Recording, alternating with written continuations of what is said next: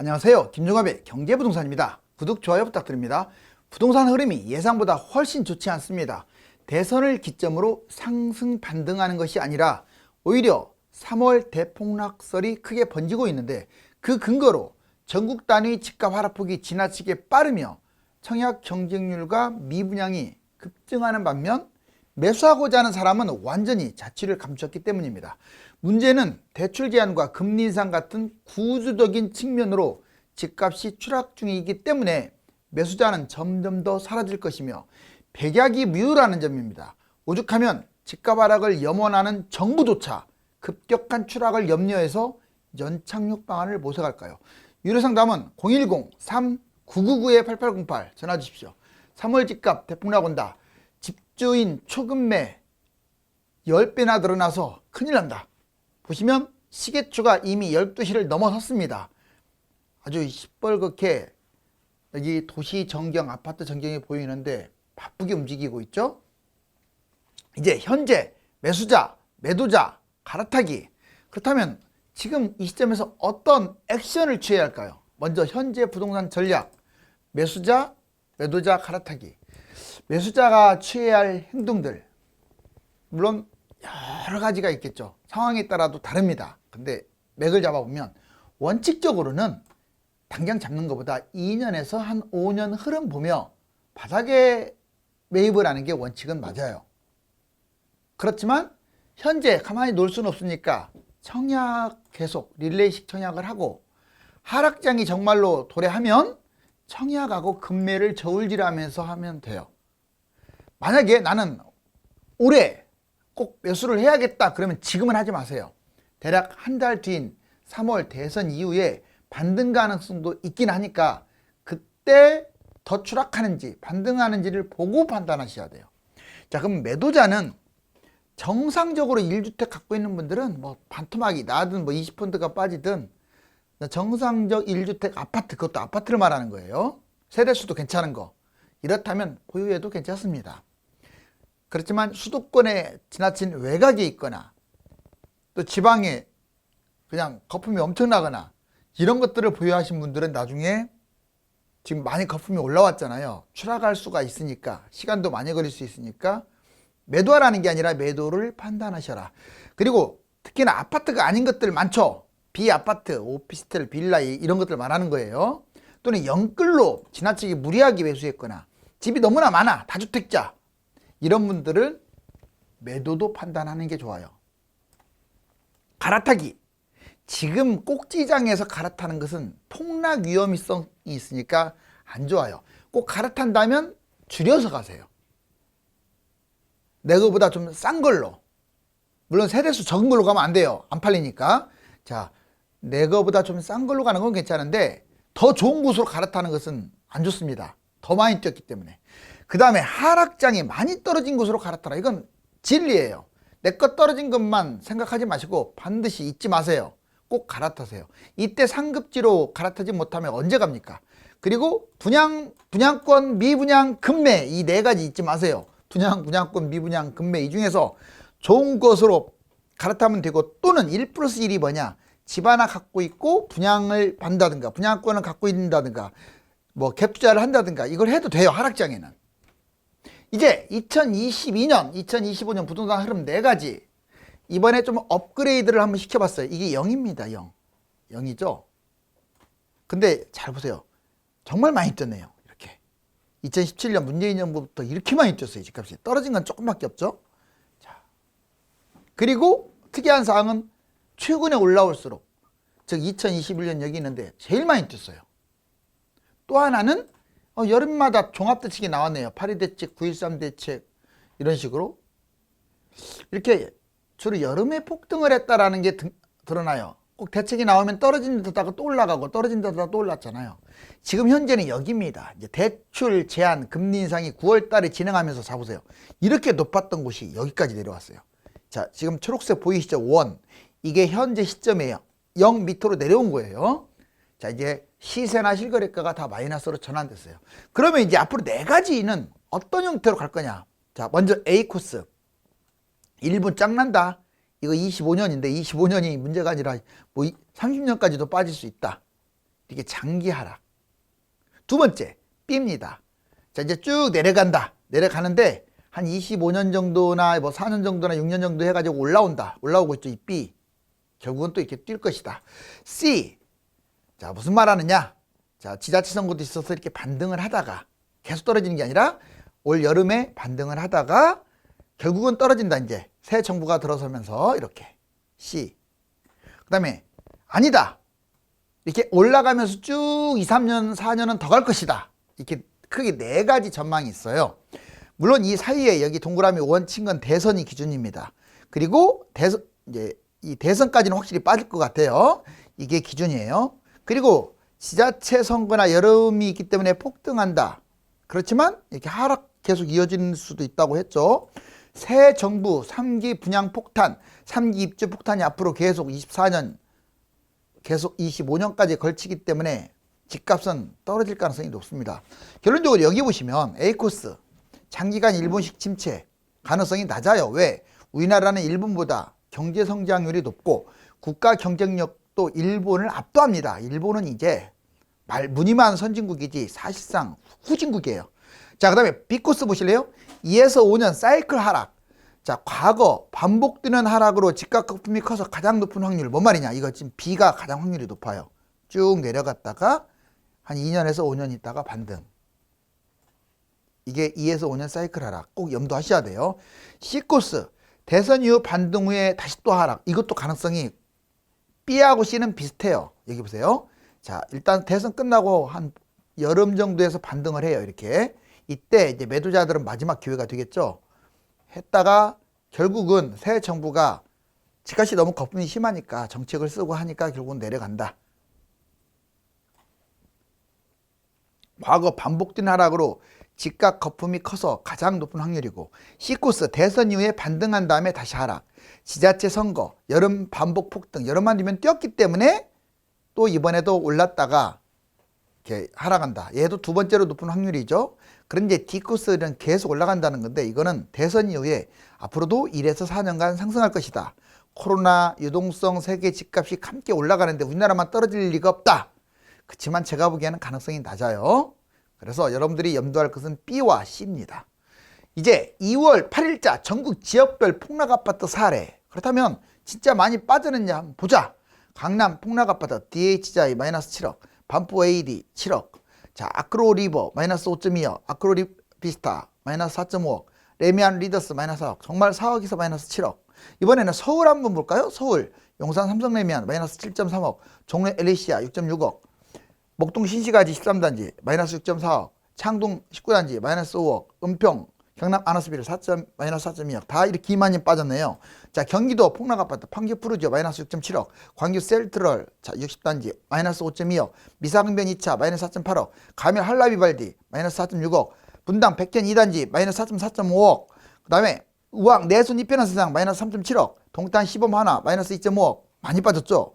자, 인천 지방아파트의 폭락, 세정 호려울 1단지 마이너스 3.6억, 노년 신일 해피트리 마이너스 2.3억, 해운대 자이 2 마이너스 2.2억, 연수 풍림 1 마이너스 2.1억, 만수 삼익 세라믹 자 마이너스 2.1억, 청라 제일 풍경제 2 마이너스 2억. 이것만이 아닙니다. 지금 2억씩 빠진 것들은 널려 있어요. 몇백 개. 이거 개수를 셀 수도 없어요. 인력은 아주 많아요. 이제 3억까지 빠지려면 좀 더 시간이 필요할 것 같아요. 부동산 선택 반드시 알아야 할 핵심사항.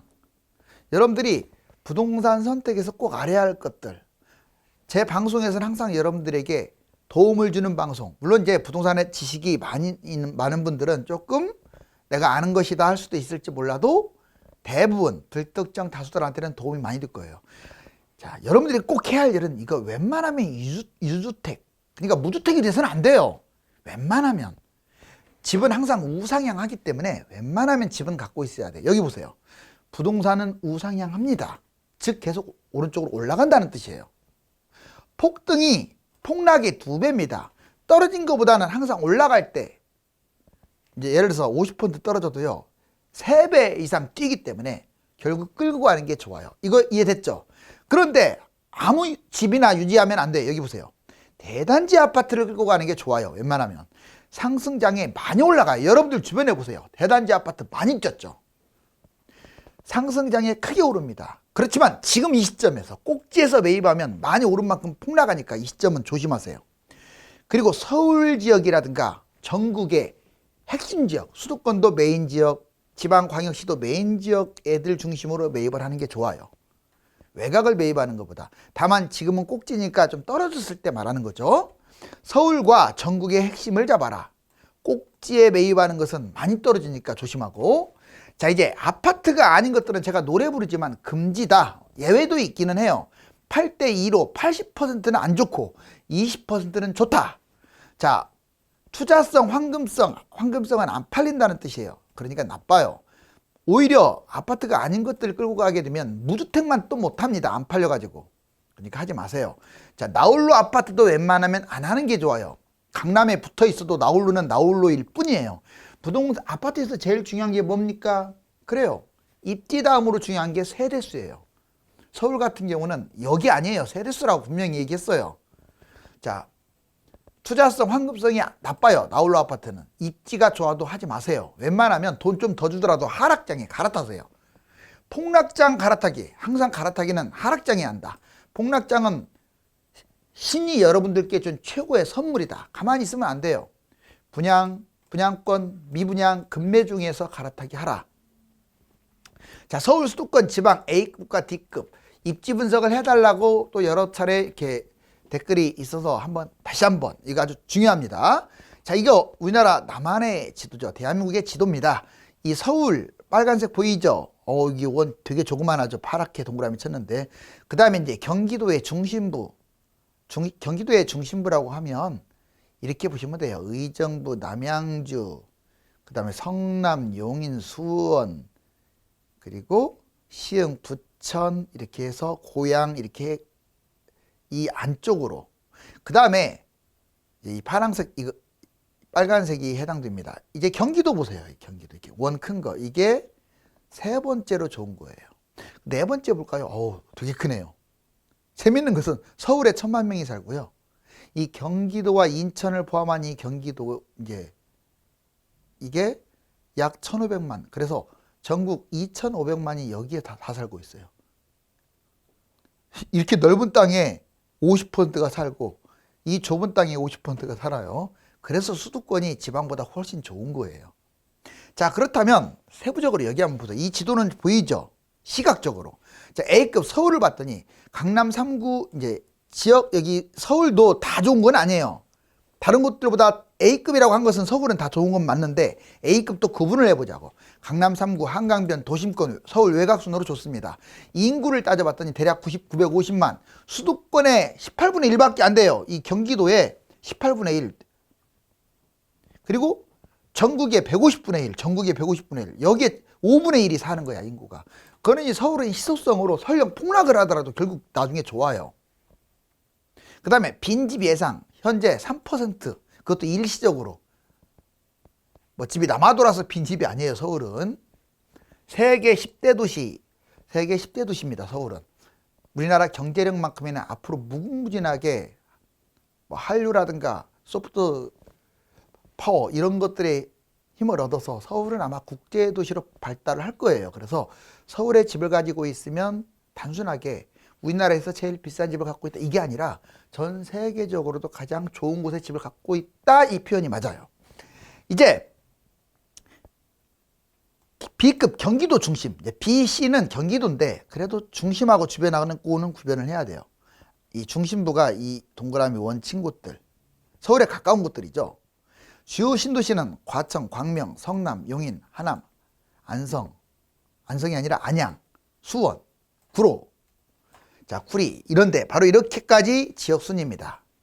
그 다음에 600만 정도 돼요. 인구는 원이 서울보다는 좀 더 크지만 600만. 수도권의 18분의 5. 수도권 면적에서도 그렇게 큰 건 아니죠. 18분의 5니까 전국 150분의 5. 이렇게 땅이 큰데. 그러니까 결국 경기도 특히 강남에 가까운 이 인접지역도 좋은 거예요.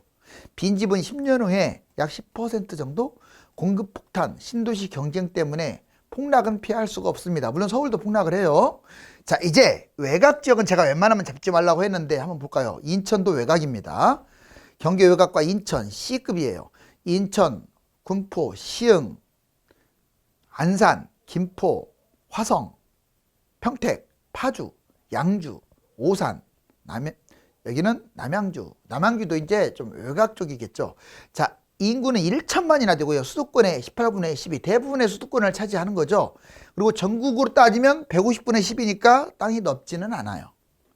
자, 이제 마지막으로 D급 광역시, 제가 자꾸 지방분들에게 죄송하지만 전망이 안 좋다고 하는 이유는 예전에도 여러분들 잘 아시잖아. 울산, 부산 이런데 보면은 뭐 창원 반토막 나잖아요. 4억밖에 안 된 게 2억으로 떨어진 적 있어요.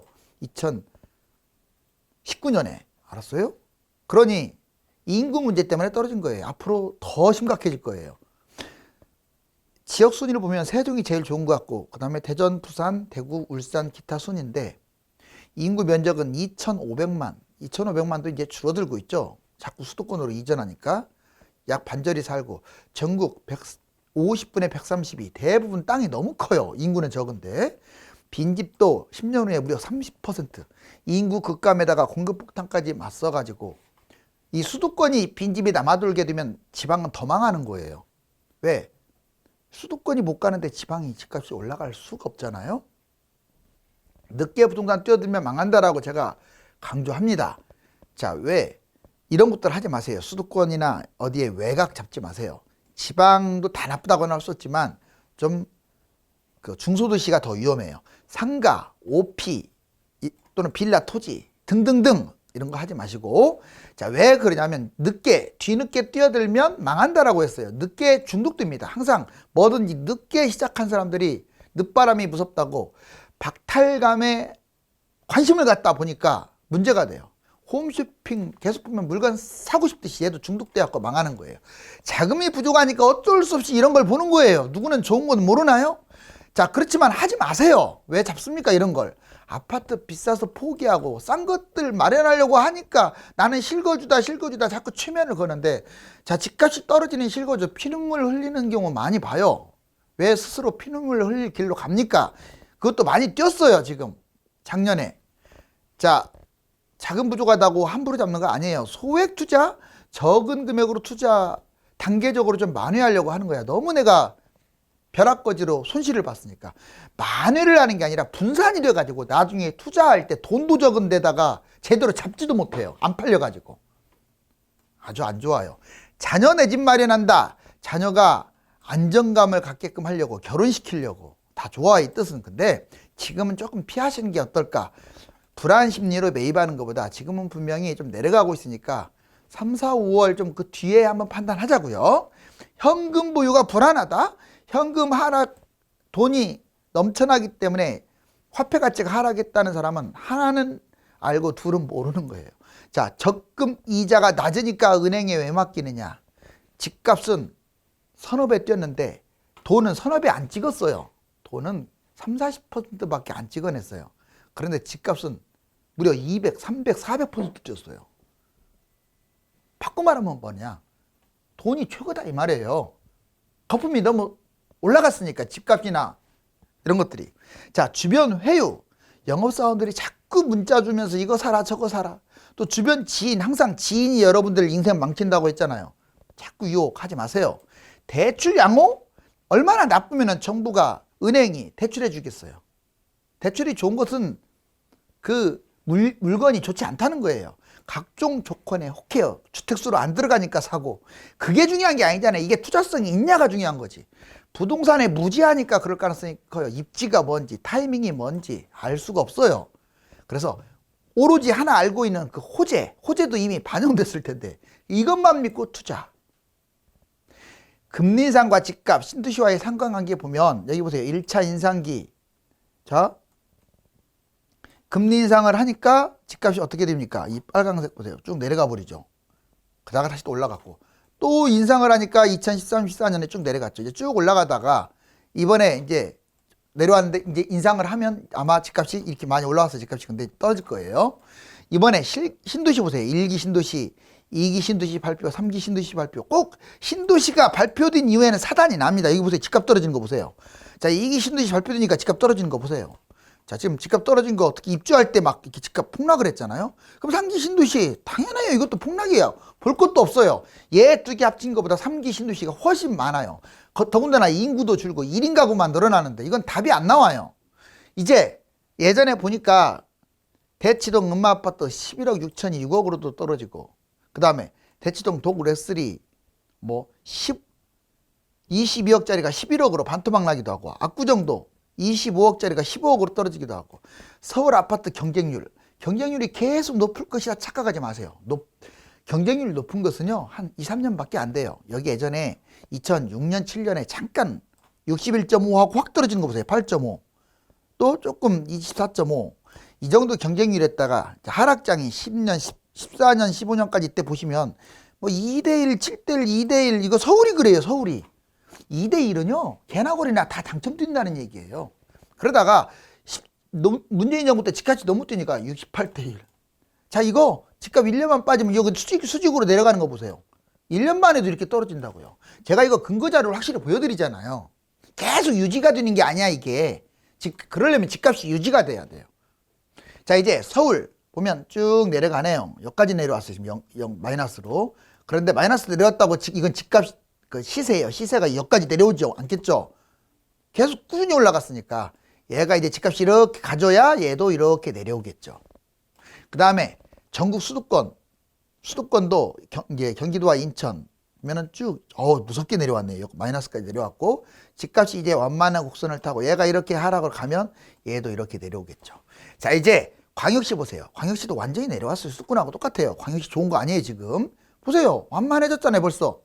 그리고 얘가 떨어지고 이렇게 하면 얘 같이 내려오겠죠 이제 집값이. 자, 이제 지금 상승률이 이렇게 쭉 그나마 전국 8개 도 시도가 왜 이렇게 높냐? 얘보다 높잖아요 지금. 왜냐? 늦게 뛰었기 때문에 그래요. 늦게 뛰었기 때문에. 좋아서 지금 올라가는 거 아니에요.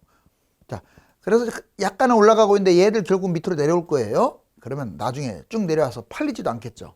이제 여기 보시면 세종, 대구, 경기도, 뭐 대전, 인천, 제주, 서울 지금 안 좋은 곳들 쭉 읊어드리고 있어요. 어디까지 안 좋냐? 부산, 광주까지 안 좋아요. 즉 수도권하고 광역시는 다 안 좋다고 봐야 돼요. 그 다음에 지역별 아파트, 이거 참 재미있는 거, 2012년에 서울 강남의 11개구의 평균 집값이 6억대, 강북의 14개구 집값이 4억대, 평균 5억이었어요. 대략 한 4.8억 정도 되는데, 여러분들 12년에 서울 4.8억이 지금은 13억 정도로 보여져요. 정확한 근거 자료는 12.7억입니다. 얼마나 많이 뛰는지 알겠죠? 정말 착하지 않나요? 이 가격 보니까? 수도권이 3억이었고요. 수도권하고 차이도 안 났어요, 강북은.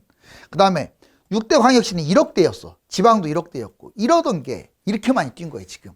여기 보시면 주택 가격이 이렇게 많이 뛰었느냐, 이 가계부채하고도 일관성이 있어요. 보세요. 자, 가계부채 빨간색이 올라가니까 집값도 올라가고, 내려가니까 집값도 내려가고. 그러니까 부채가 증가하면 집값 뛰는 거고, 부채가 내려가면 집값 떨어져요. 그래서 지금 가계부채가 올라가는데 이제 내려가잖아요. 내려갈 수밖에 없죠. 이제 가계부채 지금 제한을 해놨는데 집값 떨어질 수밖에 없어요. 이거 보면 100%예요. 영끌 아파트, 젊은이들이 2030이 41.3% 서울을 매입했고 전국도 31%. 19년에는 주로 덜 올랐기 때문에 마포, 동작, 영등포, 강서, 성동 좋은 곳을 매수했지만 21년에는 좀 별로 입지가 좋지 않은 곳들, 성동, 노원, 관악, 중랑 거의 50% 가까이 매입을 했네요. 자, 이제 엄청나게 몰아칩니다. 이게 주택인데, 자, 혼자 감당할 수 있을까요? 부동산은 폭등하는 것도 문제지만 짧은 기간에 폭락하는 것도 심각한 경제 문제를 야기합니다.